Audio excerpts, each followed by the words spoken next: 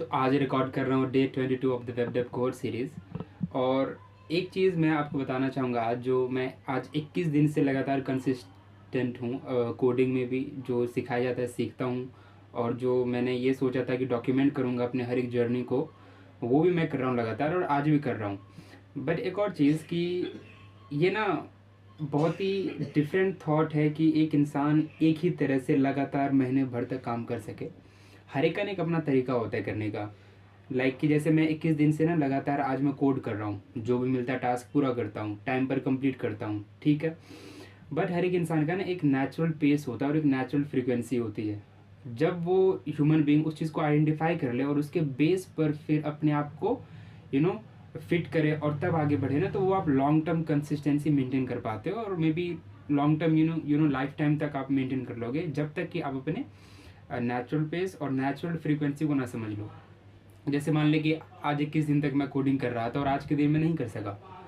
इसके पीछे बहुत से रीज़न हो सकते हैं। मे बी हेल्थ उस दिन साथ ना दे, कुछ और से प्रॉब्लम हो कि वक्त ही ना मिले for some reasons. You never know कि हर एक दिन एक जैसा रहेगा कि नहीं रहेगा।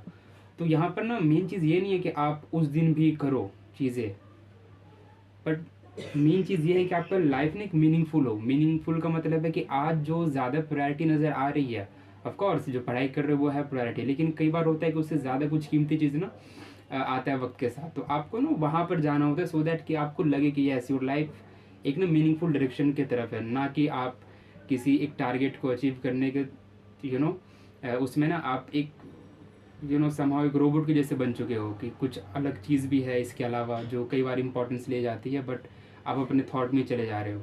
सो द मेन थिंग यही है कि आप ना सिर्फ या कोई भी इंसान इस तरह से ना जाए कि लगे कि मैंने एक टास्क ले लिया उसको करना ही करना है। नो, हर एक चीज़ के पीछे एक मीनिंग होना चाहिए, ठीक है। मीनिंग यानी कि आप जो भी कर रहे हो ना, इट हैज़ मीनिंग। जैसे मान लीजिए कि मैंने फंक्शन की प्रैक्टिस नहीं किया, मैं नहीं कर पाया, आई डोंट, मुझे वक्त नहीं मिला।